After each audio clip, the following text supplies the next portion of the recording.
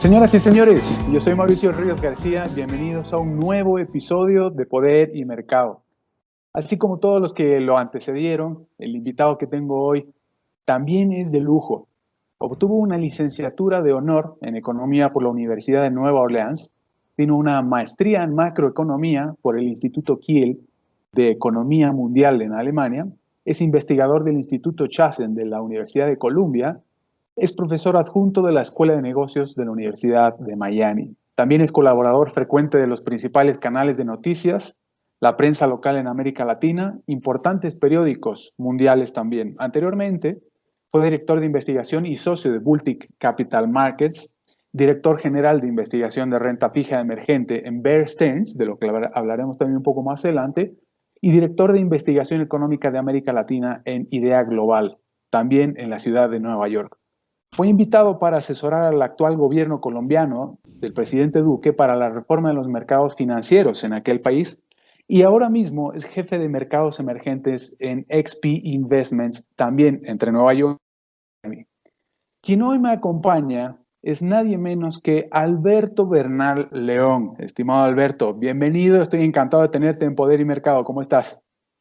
Mauricio, ¿cómo estás? Muchas gracias por tenerme en tu programa. Un placer estar contigo y gracias por haberme contactado. Hablemos primero de la pandemia en concreto. Luego hablamos ya de economía, de mercados y finalmente sobre tu perspectiva de la economía global que ves a futuro. Primero, yo sé que has seguido mucho y muy de cerca también la dinámica de la pandemia y demás, pero empecemos por el principio. ¿Cuál es tu perspectiva sobre la pandemia? ¿Ha sido o no un cisne negro, un evento que nadie pudo prever realmente? ¿Crees tú que es un virus creado deliberadamente? ¿Es un virus que se escapó de algún laboratorio por negligencia? ¿Qué tanto de conspiración hay detrás de las causas de la pandemia? ¿Qué opinión te merece al respecto? Pues mira, Mauricio, fíjate que yo hace como un mes y medio tuve la oportunidad de estar en un panel con Nassim Nicolás Taleb, ¿no? La persona que escribió el famoso Cisne Negro, The Black Swan. Y en ese panel, la primera pregunta que yo le hice a él fue, Nassim, ¿esto es un cisne negro o no es un cisne negro? Y Nassim me dijo lo siguiente, me dijo, Alberto, esto es la máxima definición de un cisne blanco. Es algo de lo que hemos hablado muchas veces. Esto no fue un asteroide, esto no fue una situación que hubiera sido imposible prever. La Organización Mundial de la Salud había hablado al respecto, etcétera, etcétera. Entonces, sí era algo que todos deberíamos haber tenido un poco en nuestra mente que podría suceder. Pero, aparte de eso, eso sí, digámoslo hasta ese punto, la magnitud de la crisis, yo creo que sí entra dentro de algo más cercano al cisne negro. Porque no es la primera vez que vemos esto, ni es la última vez que vamos a ver esto. Mauricio, yo creo que lo que sí es un cisne negro es la decisión que tomó básicamente el mundo entero, con muy pocas excepciones, de cerrar todo. Y yo creo que pues digamos, en Estados Unidos hay una frase que a mí me encanta, que se llama Monday Morning Quarterback, que es básicamente como todos amanecemos el lunes y decidimos que somos los mejores técnicos. Entonces, si hubieras metido a tal y tal antes en el segundo tiempo, si hubieras sacado a este, si hubieras permitido este, si hubiera cobrado el penalti el otro, etcétera. Todo eso siempre cuando uno tiene la perspectiva hacia el pasado, pues, todos somos unos genios, ¿no? Pero yo creo que cuando se estudie, cuando los científicos del mundo, economistas, sociólogos, epidemiólogos, estudien esto hacia atrás, van a llegar a una conclusión. Eso estoy hablando dentro de 5, 7, 10 años, que es que los humanos nos equivocamos garrafalmente en la forma de reaccionar a la pandemia. Y eso yo sí creo que es un cisne negro. Yo estoy completamente convencido que cuando todo esto se acabe, porque en algún momento se va a acabar, vamos a mirar los números y vamos a decir, ¿valió la pena hacer lo que hizo Perú versus la decisión que tomó Suecia? Y solamente hay dos respuestas, sí o no.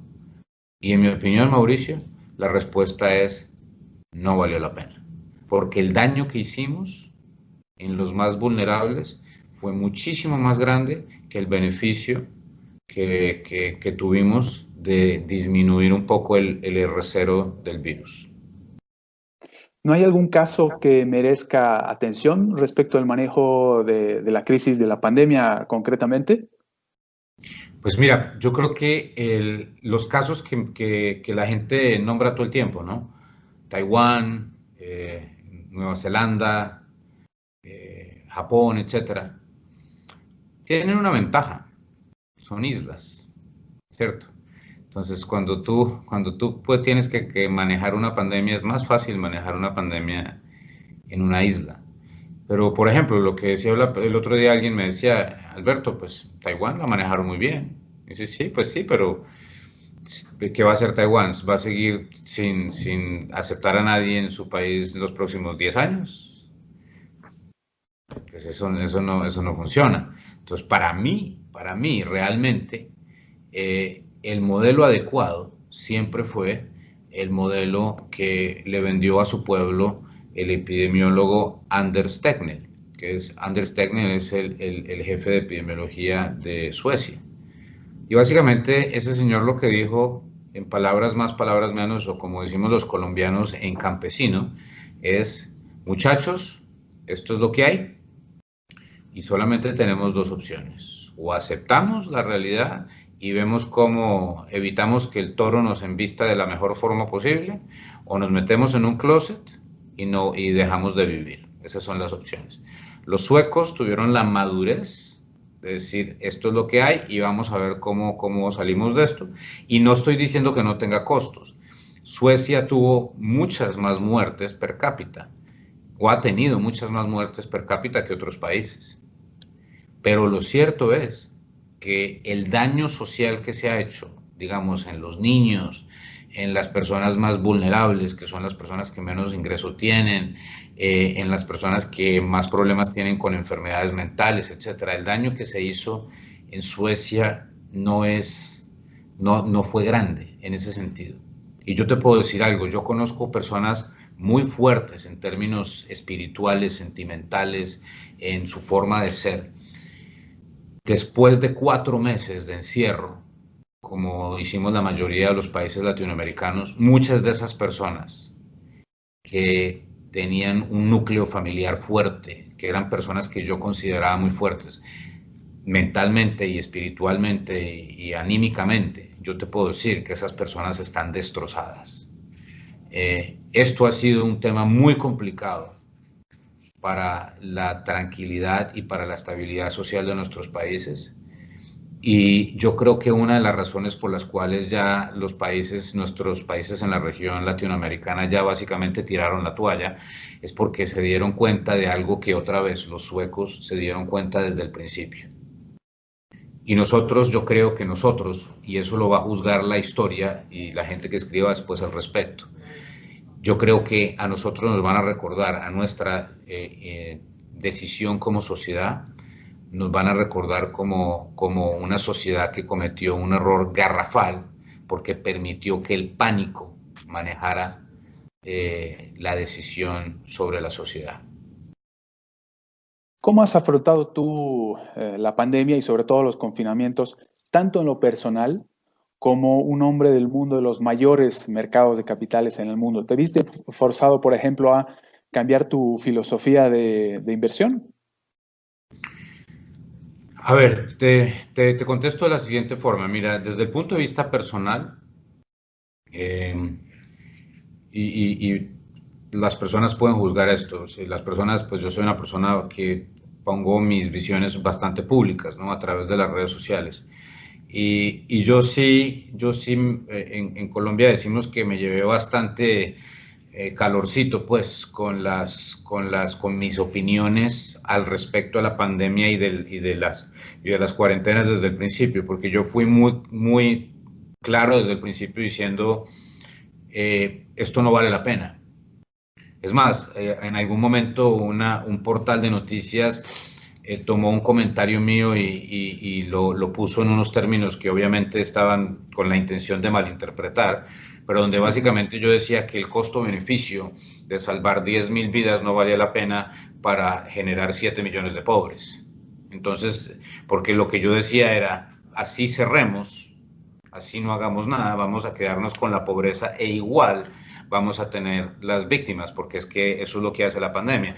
Y la evidencia mostró que yo tenía razón, pero cuando yo dije eso hace 2 meses, pues obviamente generó una reacción muy fuerte. Es más, generó una reacción muy fuerte dentro de mi familia también, mi familia inmediata, que la mayoría son médicos.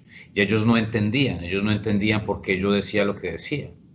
Y creo que hoy la evidencia, ellos entienden por qué lo estaba diciendo, porque están viendo a su alrededor en Colombia niveles de pobreza sin precedentes y de destrucción económica y de gente desesperada y de gente que perdió todo, que perdió sus negocios, que perdió su capacidad de alimentar a sus hijos, etcétera. Y en este momento están comenzando a entender algo que yo dije desde el principio que iba a suceder. Y yo no es porque yo sea muy inteligente, sino porque yo realmente me monté en la historia de los suecos, que los suecos sí la entendieron desde el principio. Nada de estas cosas que estamos viviendo en los países latinoamericanos está ocurriendo en Suecia. En Suecia todo está bien. Ni la gente, ni los restaurantes cerraron, ni los meseros se quedaron sin trabajo, ni los niños dejaron de ir a los colegios, ni los bebés dejaron de ir a los jardines, y hoy en día no hay muertes por coronavirus en Suecia, mientras sí los hay en Perú, Argentina, Brasil, México, Colombia, etcétera, etcétera. Entonces digamos que en ese sentido yo creo que hice lo mejor posible a un costo personal importante, porque pues obviamente que la familia se ponga brava contigo no es tan agradable. Pero bueno, es lo que hay. Yo creo que la decisión tenía que tomarse y uno tiene que decir lo que piensa, porque si no, no está contribuyendo al mundo. Desde el punto de vista laboral, mira, yo te cuento una cosa. Yo no me monto en un avión desde hace 4 meses. Desde el último vuelo que tomé creo que fue en marzo 15. Y no porque no quiera, sino porque la verdad no vale la pena, porque los clientes no están permitiendo, los fondos no están permitiendo que uno vaya a visitarlos, y la verdad, esto que estamos haciendo tú y yo ha funcionado muy bien, la virtualidad. Con decirte lo siguiente, yo el año pasado di 52 conferencias alrededor del mundo y volé 300 y pico mil millas en el año. Este año yo creo que he dado 100 conferencias para inversionistas a través de Zoom. Hasta el momento. Hasta el momento. O sea, mi producción de conferencias va a ser tal vez 3 veces más amplia este año que el año pasado. Por obvias razones, porque cuando yo daba la conferencia antes, pues me invitaban a una conferencia en Costa Rica, entonces yo tenía que volar Nueva York, Costa Rica o Miami, Costa Rica, dependiendo de donde estuviera en ese momento. El hotel, el Uber, etcétera, etcétera. Y pues todo eso es un proceso largo. No lo extraño, para serte completamente sincero. Para mí es mucho más emocionante y mucho más gratificante dar una conferencia en vivo y en directo y con el contacto con la audiencia. Pero otra vez, en este momento no se puede. Pero digamos que eso es importante porque es a un punto a lo que voy. Mi productividad como economista y analista se ha incrementado de una forma exponencial por la pandemia, que es algo que yo no pensé que iba a suceder, pero efectivamente sucedió. Entonces, desde el punto de vista económico, y a mí eso sí me produce estrés como ser humano, te digo, porque yo veo a tanta gente en una situación imposible y a mí esto económicamente no me ha afectado, es más, me ha ayudado.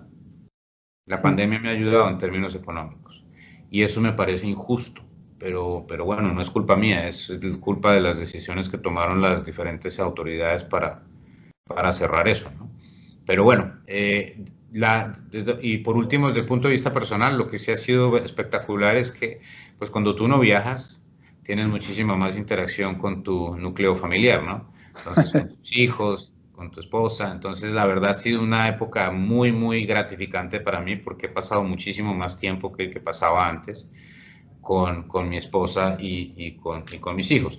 A propósito, la parte que yo decía que hubo roces con la familia no es con mi familia inmediata, sino con tíos, primos, etcétera. Claro. Que digamos, más la familia extendida, que no entendía la visión que tenía yo en cuanto a la pandemia. Bueno, y al mismo tiempo creo que haces muy bien, es muy importante ir a contracorriente, al menos en un principio, y aunque parezcas un tonto, o etcétera, tratar de explicar a la gente cómo funciona la economía, que no trata de objetos y cosas materiales, de pensar solamente en el dinero, etcétera, sino que ver la economía es justamente tratar de interpretar cómo los humanos actúan e interactúan para finalmente terminar solucionando problemas de manera conjunta. Yo creo que el trabajo que has hecho, y te lo digo aquí ahora, ha sido eh, fundamental en ese momento, insisto en decir, porque el linchamiento mediático que viste, sobre todo en redes sociales, de las personas como tú que se han manifestado en contra de las cuarentenas masivas, excesivamente rígidas, bueno, ha sido sumamente importante y como tú mismo decías, eventualmente el tiempo te ha terminado dando la razón y aplaudo la iniciativa porque requiere de valentía en todo caso y espero que estés disfrutando de ahora mismo no solamente que te estén dando la razón, sino que además se convierta en, ya ves hacia dónde voy un poco más adelante, pero que la rentabilidad, que esto se esté convirtiendo en rentabilidad. ¿A qué voy con todo esto? Hace un par de meses escribiste una columna muy interesante titulada Atentos a los mercados, que por cierto la voy a compartir en la descripción. Sobre la inversión de la curva de rendimientos y tu experiencia de trabajo en Bear Stearns hasta que quebró entre 2007 y 2008. Quisiera que nos cuentes un poco más sobre lo que dices en esta columna, sobre la inversión de la curva de rendimientos, sobre tus últimos meses en Bear Stearns, antes de la quiebra de Lehman en 2008 también, y de manera más concreta, ¿qué similitudes encuentras ahora mismo entre lo que está pasando en los mercados y lo que pasaba en aquella época? Me encanta esa pregunta, Mauricio. Mira, te cuento. Básicamente y todo esto que te estoy contando es una anécdota totalmente cierta. Si la memoria no me traiciona, era como agosto 17 o algo así, agosto 17 del 2007. Y yo estaba haciendo lo que siempre he hecho. Y a propósito, esta es mi pasión, ¿no? Yo lo que lo llamo el Shakira Effect, que es que cuando yo me subo a un escenario, me transformo porque me genera mucha adrenalina, me gusta mucho hablar en público, es mi pasión, digamos. Y afortunadamente he tenido un trabajo que me permite mucho hacer eso, ¿no? Dar mis opiniones en público. Entonces yo estaba dando mi conferencia en Ciudad de México, en Polanco, y mostré una gráfica, la gráfica que tú estás hablando, en mis diapositivas de PowerPoint. Y lo que mostré en ese momento era la relación que existía en ese momento entre el bono de 10 años de Estados Unidos y el bono de 2 años en Estados Unidos en ese momento. Y básicamente lo que dice la teoría y el modelo de predicción de recesiones que utiliza muy de cerca la Reserva Federal, el Banco Central de Estados Unidos, es que, para que la audiencia lo entienda, es cada vez que el bono de 2 años y el bono de 10 años tienen la misma tasa de interés, o cuando el bono de 10 años tiene una tasa de interés menor a la del bono de 2 años, entre 6 y 9 meses después, la economía más importante del mundo, Estados Unidos, entra en un proceso recesivo. Y ese modelo ha funcionado siempre. Nunca ha fallado. Entonces, Alberto Bernal, en medio de un error de novato, era mucho más joven yo en el 2007, ese error no lo vuelvo a cometer, le dije a la audiencia, le dije, mira, esta va a ser la primera vez en la historia del universo que el modelo de Reserva Federal va a estar equivocado y no va a haber una recesión. Y lo dije así, y la gente dijo, wow, este tipo se mandó fuerte. ¿Y por qué lo dije, Mauricio? Eso es lo más importante. Lo dije porque yo permití que se me subieran a la cabeza los humos de el hecho que nos estaba yendo demasiado bien en el banco, en el trabajo que hacíamos. ¿Y qué es que nos estuviera yendo demasiado bien? Me devuelvo una semana. Eso era, no sé, un miércoles, un jueves así. La semana anterior a esa conferencia, yo estaba en mi oficina en Nueva York y me llamó la vendedora de bonos de Londres, de Bear Stearns Londres. Me dijo, Alberto, necesito que por favor vengas que vengas por favor a Londres, que hay una cliente que quiere hablar contigo sobre bonos argentinos. Yo le digo, no puede ser un conference call, que yo tengo muchos viajes. Me dice, no, mira, yo quiero que vengas porque es una gran cliente, es muy importante, y además hagámoslo diferente. No quiero que sea ir a la oficina, etcétera, sino hagámoslo más divertido.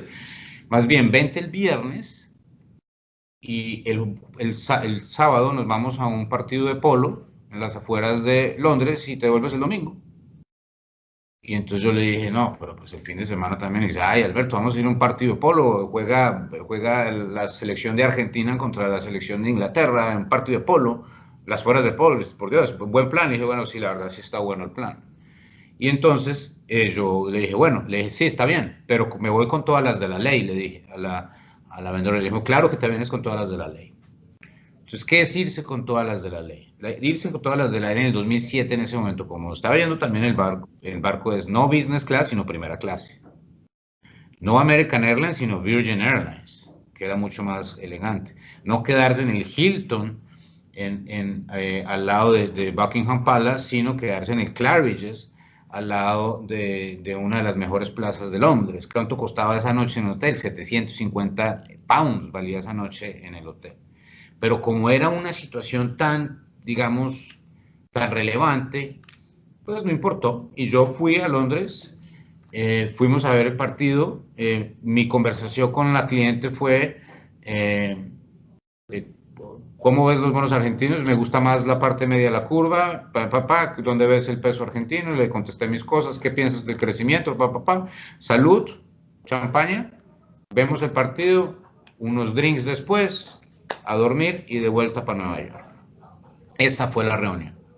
Y esa conversación generó una millonada en dinero para Bear Stearns porque la cliente apreció mucho lo que yo le expliqué y por lo tanto decidió pues avanzar en esa recomendación que yo hice y generó mucho dinero. Entonces cuando tú tienes eso en tu mente dice, pues bueno, todo muy bien. Fácil. Fácil, esto es un trabajo muy fácil. Pues agosto 17, 2007, marzo 15, si no estoy mal, 2008, yo estoy a punto de hacer una entrevista en CNN y me llaman la directora de compliance del banco y me dice, Alberto, no vas a hablar en CNN hoy porque viene un anuncio importante. Y yo digo, ¿qué pasa? Me dice, no te puedo decir, pero viene un anuncio importante.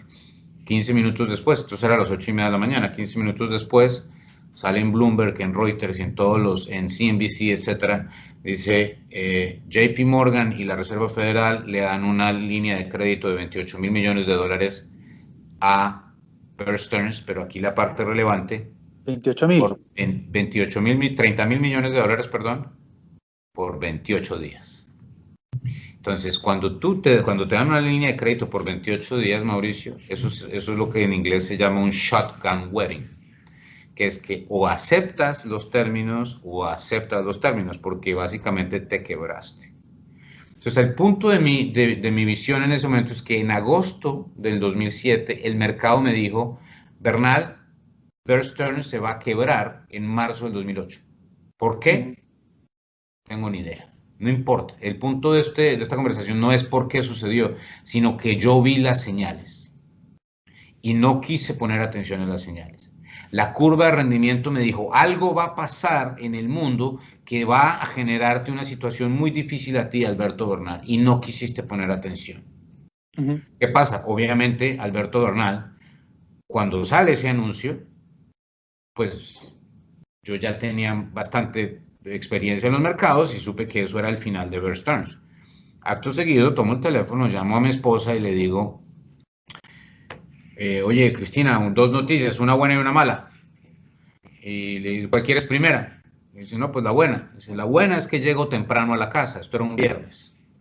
Llego temprano. Y la mala, dice, bueno, la mala es que no sé cómo vamos a hacer para pagar el colegio del niño dentro de un mes, porque este banco se estalló, se quebró. Y efectivamente, Alberto Bernal es despedido de Bear Stearns en junio 1 del 2008. O sea, y la verdad, JP Morgan, yo siempre le agradeceré mucho a JP Morgan, porque JP Morgan se portó muy bien conmigo. me dieron un poco de dinero por la salida, etcétera, y me dieron 3 meses para ayudar a buscar. Y afortunadamente logré conseguir trabajo, pues porque con familia de niños pequeños, etcétera, pues es un tema muy estresante. Y el año pasado, septiembre del 2019, la curva de rendimientos se volteó también. Entonces yo sí le dije, y ahí fue cuando escribí un par de meses después escribí la columna y dije, cuidado, un par de semanas después de cuidado que se volteó la curva de rendimientos. Yo no sé qué va a pasar, pero esto es una luz amarilla, es una luz de alerta. Tengamos cuidado porque esto puede salir mal. Y pues salió mal, ¿no? ¿Qué opinas, por ejemplo, de que tan solo un par de años antes, bueno, en 2017, si no me equivoco, alguien como Janet Yellen haya dicho, de acuerdo a las capacidades que tenía la Reserva Federal, de que no veía en el futuro, ni siquiera en el futuro próximo, ni lejano, ni nada, que prácticamente la Reserva Federal había encontrado la manera de que nunca más hubiera recesiones en el mundo.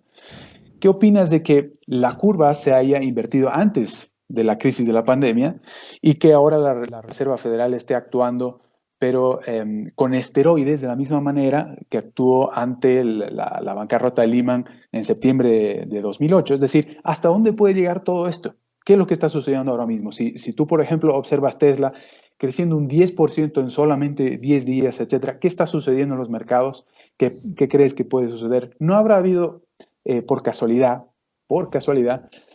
un problema de overshooting de la Reserva Federal? Es decir, si por un lado hemos entrado en cuarentenas masivas necesarias, en la gran mayoría de casos, al menos, y al mismo tiempo tenemos a la Reserva Federal monetizando deuda como nunca antes en la historia. Si lo de 2008 en adelante ya era suficientemente escandaloso, lo que hizo la Reserva Federal en los primeros 20 días nada más, iniciar el confinamiento en Estados Unidos, ¿qué crees tú que pueda estar pasando y que puede pasar en un futuro no mucho más lejano para los mercados en concreto?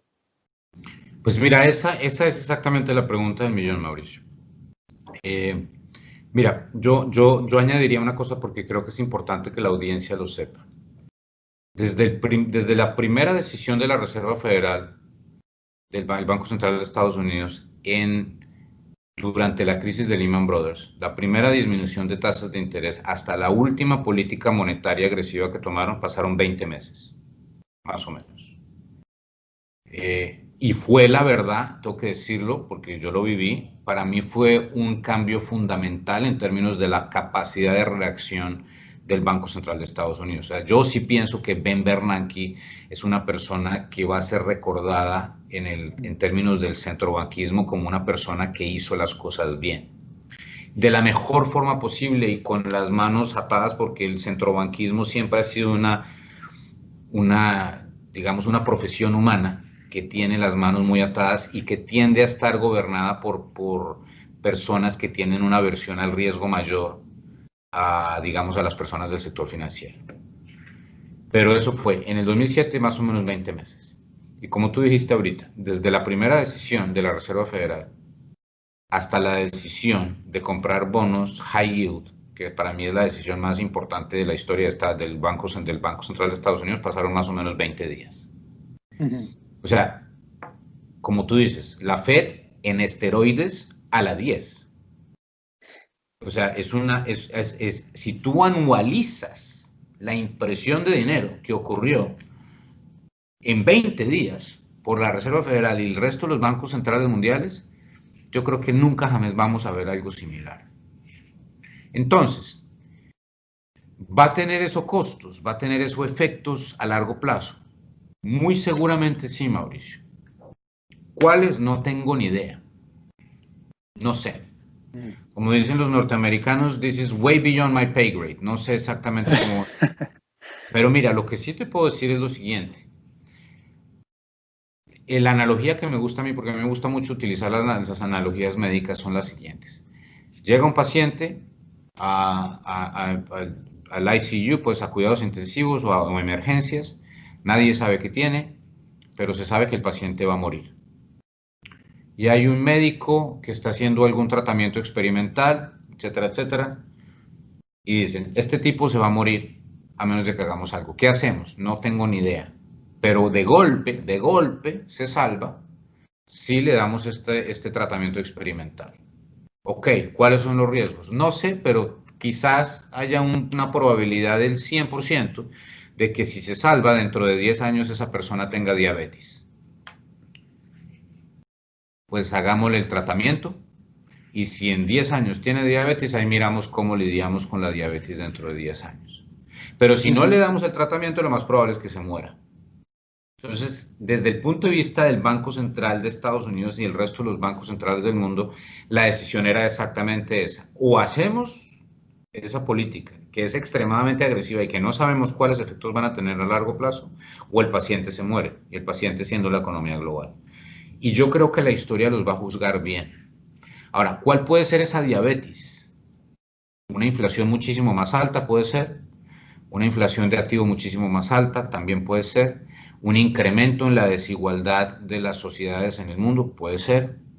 Todas esas cosas pueden pasar, pero en mi opinión son cosas que se pueden manejar con políticas más normales en el futuro a haber tomado el riesgo, y eso que yo me considero un economista bastante austriaco, bastante, digamos, desde de la vena de von Mises y de Hayek, pero también tengo la capacidad de decir que cuando pasa algo como lo que pasó, pues hay que utilizar estrategias que están por fuera del confort de todos nosotros los economistas.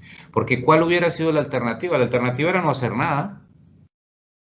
Y pues si se quiebran todas las aerolíneas, que se quiebren todas las aerolíneas, si se quiebran todos los hoteles, que se quiebren todos los hoteles, si el desempleo se va al 35%, que se va al 35%. Hubiera sido muy parecido, digamos, a tomar las decisiones que se tomaron en Estados Unidos durante la Gran Depresión, que fue básicamente permitir que el mercado encontrara, que la economía encontrara un equilibrio sustentable en algún momento. Durante la Gran Depresión, perdón, al no tener unas políticas activas, la economía efectivamente encontró en algún momento un equilibrio muchísimo más bajo, pero eso generó un costo social inmenso porque millones de personas perdieron la capacidad de sustento y eso pues obviamente es algo que generó problemas importantes, ¿no? Tal vez solo como ejercicio intelectual. Hay quienes dicen, bueno, yo humildemente creo que es así también, o que podría ser así, muy probablemente, que habría inflación después de la operativa que ha tenido la Reserva Federal y al mismo tiempo la operativa que han tenido el resto de bancos centrales, y sobre todo los bancos centrales de mercados emergentes que han copiado a la Reserva Federal actuando de manera coordinada o sincronizada. No se generaría necesariamente inflación en Estados Unidos, o al menos en el IPC, pero sí se generaría inflación en mercados emergentes, porque la gente, al ver que la moneda local está perdiendo valor, deja de demandarla, se genera inflación y además va a alojarse en el dólar, ¿no? Es decir, el incremento de la demanda del dólar empieza a suceder de manera simultánea. ¿Tú crees que pueda ser así? En lo inmediato podría ser así. Podríamos empezar a ver inflación en países como Colombia, Brasil, bueno, Argentina ya ni se diga, o Venezuela, pero en mercados emergentes como Brasil y Colombia, por ejemplo. ¿Esperas inflación? Pues mira, yo te confieso que eso ha sido una de las innovaciones más, entre todo este océano de pésimas noticias. Yo te diría que una de las cosas que me ha parecido realmente gratificante y que me parece una gran noticia es el hecho que las expectativas inflacionarias para Colombia a 2 años están por debajo del 2%. Si tú me preguntas a mí, Mauricio, ¿es eso lógico? Yo te contesto de la siguiente forma, porque si yo soy analista y yo no puedo ni ver el futuro ni soy un genio. Pero lo que sí te puedo decir es, Mauricio, yo nunca pensé que en medio de una pandemia, con un peso colombiano a niveles de 3.700, que es un nivel bastante depreciado, la inflación, la expectativa de los mercados de inflación a 2 años basado en la forma como medimos nosotros los analistas el expected inflation, esté por debajo del 2%. Eso es increíble. Y permite que el Banco Central de Colombia tenga las tasas de interés al 2%. lo cual es una gran noticia también. Si tú me hubieras preguntado a mí, Mauricio, hace 2 años, Bernal, ¿tú crees que existe la posibilidad que el Banco de la República pueda bajar las tasas al 2% nominal, la tasa de intervención? Yo te hubiera contestado, ni loco. No hay forma, no hay forma, porque Colombia es un país mucho más riesgoso que Estados Unidos. Lo que es, sí es. Pero estamos con tasas del 2% en Colombia, con tasas por debajo del 2% en Brasil, con tasas por debajo del 2% en Perú, en Chile, etcétera, en países emergentes que yo nunca pensé que fuera a poder suceder eso. Eso me parece muy importante. Entonces, ¿qué implica eso? Eso implica que a pesar de que las monedas están más débiles, la inflación no ha subido. Y eso tiene que ver obviamente con el tamaño de la debacle económica que estamos viviendo. Pero también tiene que ver con el hecho que la gente ya no necesariamente, la gente del común, la persona que camina en Bogotá o que camina en Medellín o que camina en Sao Paulo, que camina en Santiago, no necesariamente está pensando todo el tiempo en la necesidad de conseguirse unos pesos para ir a cambiarlos por dólares. Que sí era algo que pasaba cuando yo estaba mucho más joven. Y eso no está pasando ya. Entonces es un tema que me parece muy relevante. Y quizás también positivo, y esto no tiene nada que ver con la región, sino es una cuestión netamente global, que es que hay un evento coyuntural muy importante que está ocurriendo en el mundo en este momento, que no permite o no debería permitir que nuestra región entrara en un proceso de depreciación de monedas sostenido sin control, a pesar de que la situación fiscal está mucho más difícil, que es ¿cuál? ¿Cuál es esa situación? La siguiente. Para los que nos están viendo, estos son los números. En este momento hay aproximadamente 17 o 18 trillones de dólares, o sea, billones en Latinoamérica, trillion en Estados Unidos, 17 o 18, de bonos gubernamentales que rinden tasa de interés negativa. ¿Qué quiere decir eso? Que si Alberto Bernal le presta 100 euros al gobierno de Alemania, al año siguiente no recibe 100 euros, sino recibe 99.60. O sea, yo estoy prestándole dinero al gobierno de Alemania sabiendo que el gobierno de Alemania me va a devolver menos dinero. Eso, Mauricio, es de esquizofrénicos. Hasta donde yo aprendí en la universidad, uno ahorraba para generar un retorno en su dinero para poderse retirar a futuro. La gente está comprando bonos del gobierno de Alemania que rinden tasa negativa, que lo que implica es que uno le está pagando al gobierno de Alemania para que el gobierno de Alemania le acepte a uno recibir su dinero. En mi opinión, eso no es sostenible en el tiempo. ¿Por qué? Porque la gente no se puede retirar así y todos queremos tener aunque sea un colchoncito para... Yo personalmente no me quiero retirar porque me enloquezco en la casa sin hacer nada, pero al menos sí quiero tener un colchón para futuro en caso de que necesite por cuestiones de salud o para pagarle la universidad a los niños o para poder comprar, no sé, algún día un apartamento enfrente del mar, alguna cosa así. Porque tengo objetivos de ahorro a largo plazo y para lograr eso yo tengo que invertir en activos que me generen retorno. Y muchos activos en el mundo hoy no generan retorno.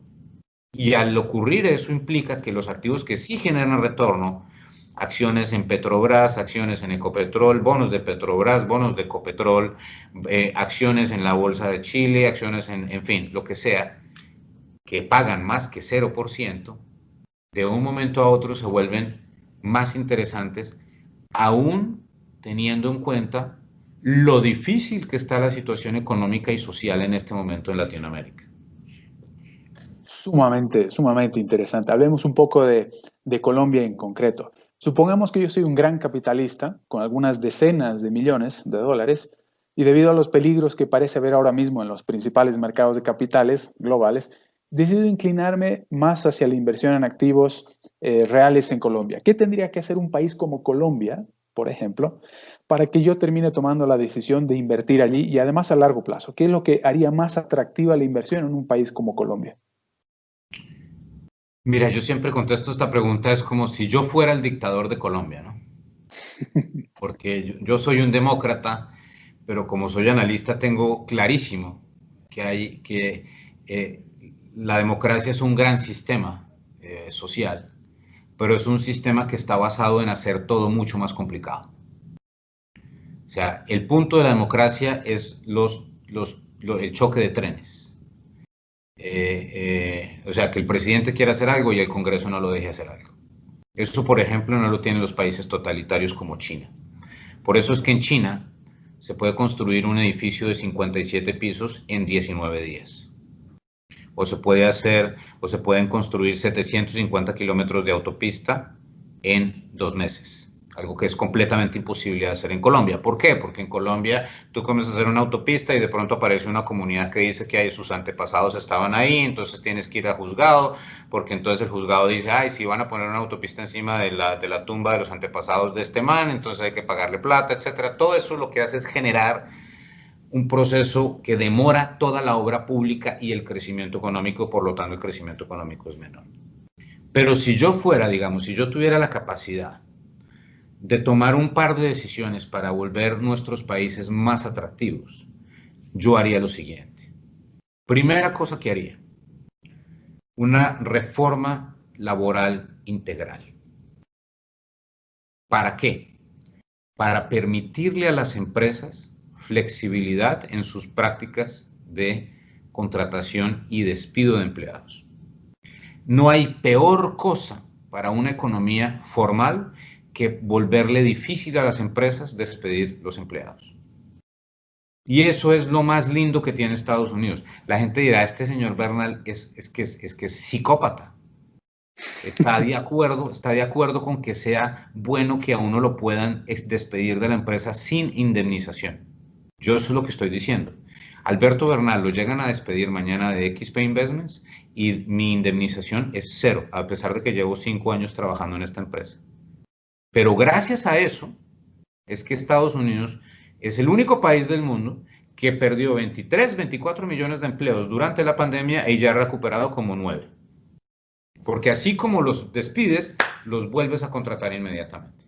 Exactamente, de acuerdo. Y eso es muy importante entenderlo. Entonces la gente dirá, pero es que señor Bernal, no sea psicópata, no sea antisocial. Entonces yo le digo, no, es que no hay nada más antisocial que tener una sociedad donde no haya empleo. Y no hay empleo en Colombia, Argentina y en los restos, en Brasil, en México, etcétera, etcétera. No hay suficiente empleo porque no hay suficientes empresas. Y no hay suficientes empresas porque muy pocas personas en nuestras regiones dicen yo voy a hacer empresa. Porque cuando quieren hacer empresa y tienen un mal trimestre y les toca disminuir su planta laboral, no pueden. Entonces dice, ¿para qué voy a hacer eso? Para gastarme todo mi capital y terminar en nada porque no puedo ajustarme al ciclo económico. Yo no hago empresa. Entonces por eso es que hay muy pocas empresas. Entonces yo pasaría a una reforma laboral y ojalá nuestra región tenga la madurez para hablar de eso. Segundo punto, todo el mundo habla del socialismo de los países nórdicos. En Suecia, el país que adoran los socialistas de limusina de Latinoamérica, que tienen buen dinero pero que hablan siempre de los ricos, y esto no lo sabe la gente.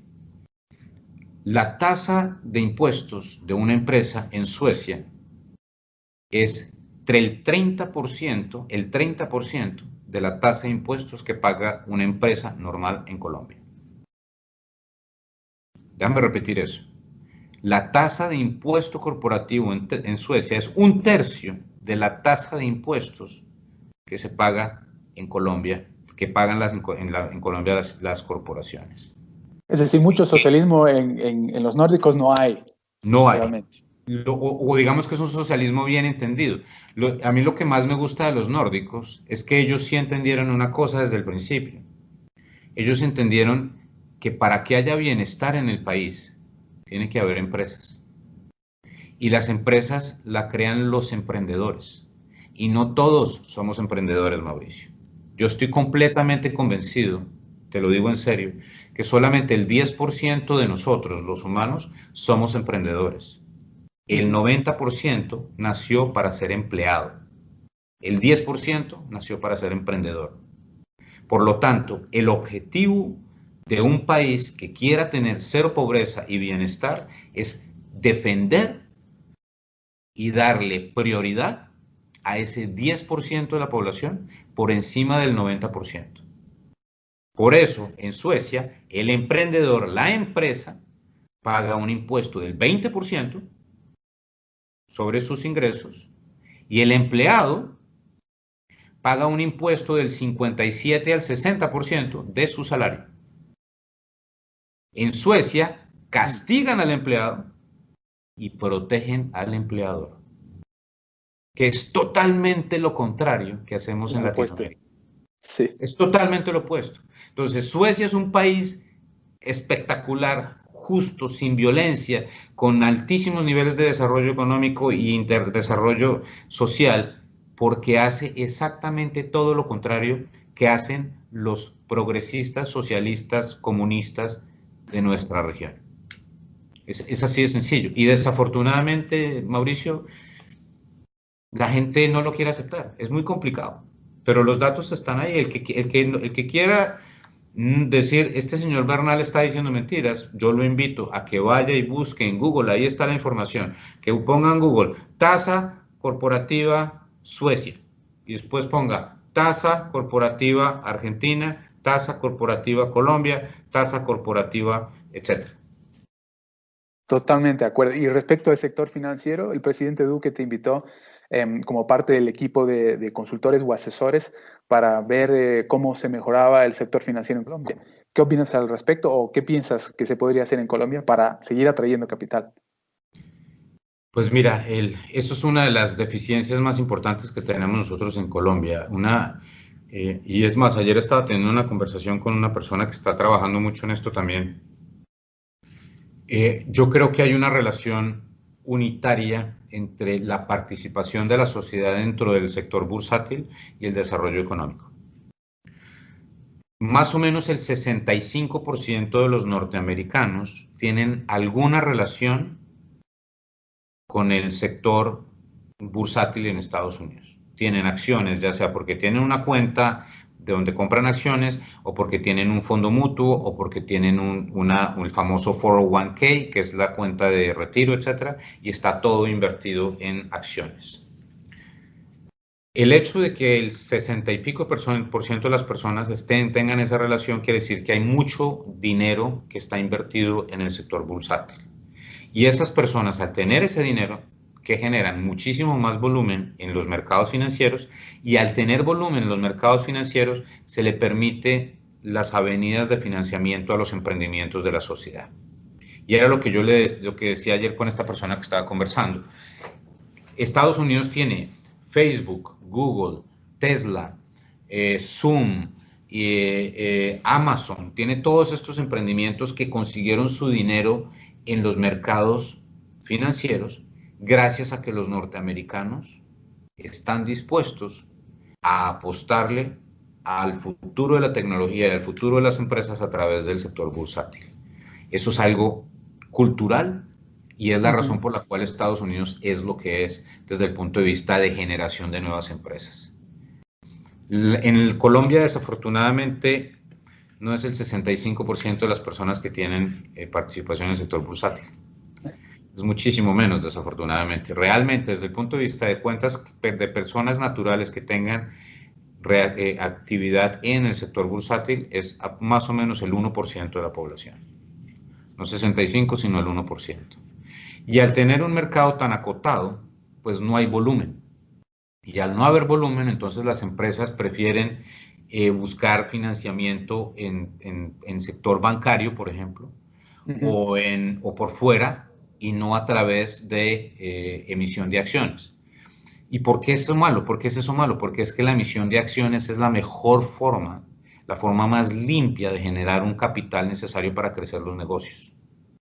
Entonces es muy desafortunado que eso suceda. Entonces, digamos que el trabajo que nos encomendó el ministro de Hacienda en Colombia, el presidente Duque, fue, ustedes que conocen más o menos bien esto, y era una comisión de 5 personas que manejaba el profesor Roberto Rigobón de MIT, fue escribir un documento que está ahí para cualquier persona que lo quiera leer, está en internet, se llama Misión de Mercados de Capitales 2019-2020, y hay una serie de recomendaciones nuestras sobre qué hacer, qué cambios hacer desde el punto de vista legislativo para que Colombia tenga unos mercados más positivos. Mauricio, todo esto iba muy bien hasta que llegó la pandemia.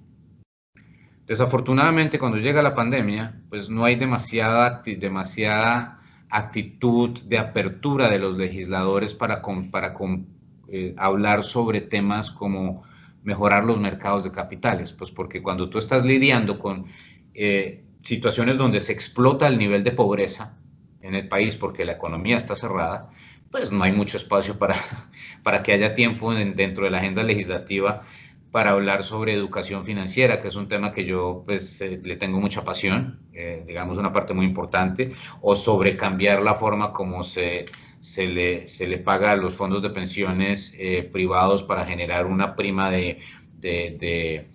digamos, de cuando la actividad funciona muy bien, digamos, pues que cuando se genera mucho retorno, el fondo reciba más dinero para hacer más, para abrir más las puertas para que lleguen fondos internacionales a buscar nuevas opciones para ofrecerle productos a los inversionistas.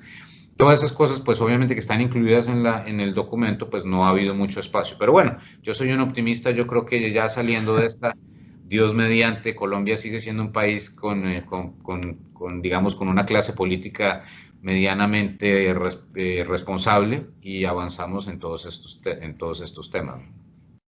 Política, Estados Unidos. ¿Qué es lo que tú puedes destacar tanto de bueno y de malo, y tanto de Trump como de Biden para las próximas elecciones? ¿Y quién crees tú que pueda ganar con lo que tenemos ahora mismo? Estamos arrancando septiembre. ¿Quién crees tú que entre los dos pueda ganar las elecciones en noviembre? Pues mira, lo primero que te voy a decir es que para mí lo más importante no es quién gana las elecciones. Para mí es lo más importante es qué partido gana el poder en el Senado. En este momento en Estados Unidos, los republicanos tienen el Senado, el presidente es republicano, los demócratas tienen la Cámara de Representantes. El mejor escenario para los mercados es Cámara de Representantes en manos de los demócratas, eso no va a cambiar, y que el Senado se mantenga en manos republicanas. Y el presidente, dependiendo. ¿Por qué es el escenario más importante? Porque lo mejor que le puede pasar a la economía de Estados Unidos mirando al 2021 es que en este país no pase nada desde el punto de vista político. Que no haya ningún proyecto de ley que pase. Porque si llegan los políticos a ponerse creativos, destruyen la dinámica de reactivación que ya existe en este momento en Estados Unidos y que se va a mantener en el 2021, estoy completamente seguro, porque la pandemia se va a acabar. Y cuando la vacuna llegue, que va a llegar, la gente va a volver a algo más normal y por lo tanto la economía va a crecer. ¿Por qué? Porque cuando tú caes 5, creces 6. Es una cuestión facilísima de matemáticas, simplemente cuando caes, reaccionas y es básicamente lo que hay. Entonces, para mí es muy importante que el Senado se mantenga en manos republicanas. Si el Senado se mantiene en manos republicanas, el mercado va a estar bien. Si el Senado pasa a manos demócratas y el presidente es Biden, la cosa se puede poner muy complicada. ¿Por qué? Porque si la Cámara de Representantes es demócrata, el presidente es demócrata y el Senado es demócrata, yo te puedo asegurar, Mauricio, que el 2021 va a ser un año de incremento de impuestos muy fuerte en Estados Unidos. Así es. Pero no por nada diferente al hecho de que si ganan los demócratas todas las elecciones, los ganadores van a ser Bernie Sanders, Elizabeth Warren, Alexandra Ocasio-Cortez y esta señora Omar de Minnesota, que es el ala de extrema izquierda del Partido Demócrata. Y el ala de extrema izquierda del Partido Demócrata lo describo de la siguiente forma. El otro día esta señorita Alexandra Ocasio-Cortez puso un trino en Twitter que decía lo siguiente. Básicamente, para no ser inexacto, dijo: los billonarios no importan. Lo que importan son los trabajadores. Alexandra Ocasio-Cortez es la versión norteamericana de Nicolás Maduro. Así es. Es así de sencillo. Si estas personas comienzan a tener incidencia sobre el manejo económico de Estados Unidos va a tener un problema brutal en términos económicos. Y ese resentimiento, ese odio que existe de esa ala del Partido Demócrata con las personas que les ha ido bien en Estados Unidos es demasiado riesgoso, porque yo ya he visto esto 1000 veces. Y yo te digo una cosa, termino con esto, Mauricio. Jeff Bezos se merece cada centavo que tiene. Jeff Bezos tenía un trabajo como el que tengo yo cuando estaba más joven. Yo gano bastante bien. Jeff Bezos ganaba muy bien en Nueva York. Trabajaba en un hedge fund, tenía una vida muy cómoda.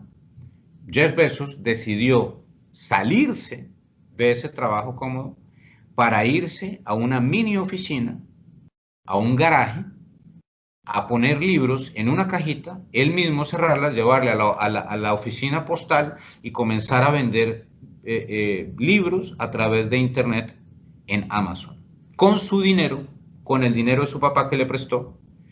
Y ese señor es la definición máxima de un emprendedor.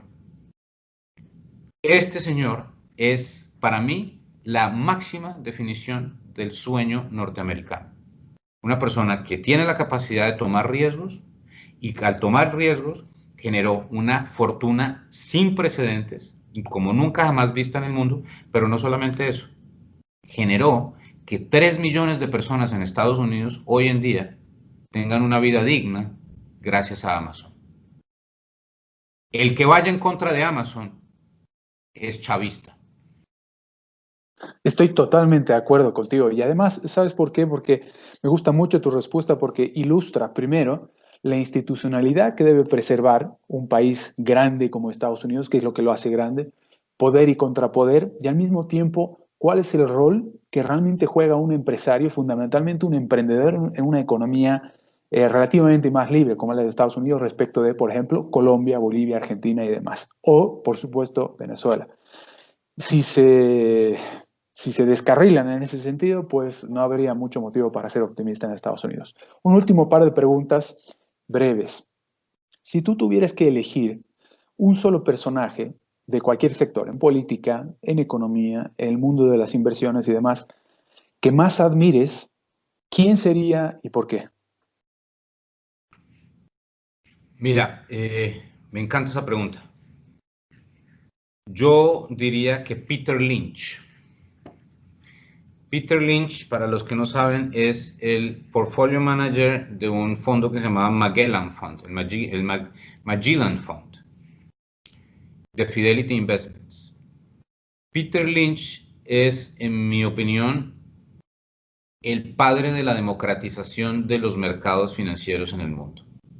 Y él es la razón por la cual tanta gente en este país, en Estados Unidos, invierte en acciones y en bonos. Y esa inversión de las personas de la sociedad en acciones y en bonos es la razón por la cual existen Twitter, Facebook, Instagram, Zoom, Tesla, Boeing, XP Investments. Nosotros estamos en el Nasdaq, y Alibaba. Digamos, todos estos emprendimientos que generan empleo y bienestar, y que le permiten a los padres educar a sus niños, y que le permiten a los niños ir a la universidad porque sus padres tienen ingreso, y que le permiten a este país tener aeropuertos y autopistas y centros comerciales y Disney World y universidades, etc. Peter Lynch es una de las principales razones por las cuales existe eso. Si no hubiera existido Peter Lynch, muy seguramente no habría ese nivel de democratización de mercados y no estaríamos donde estamos. ¿Un libro de Peter Lynch también?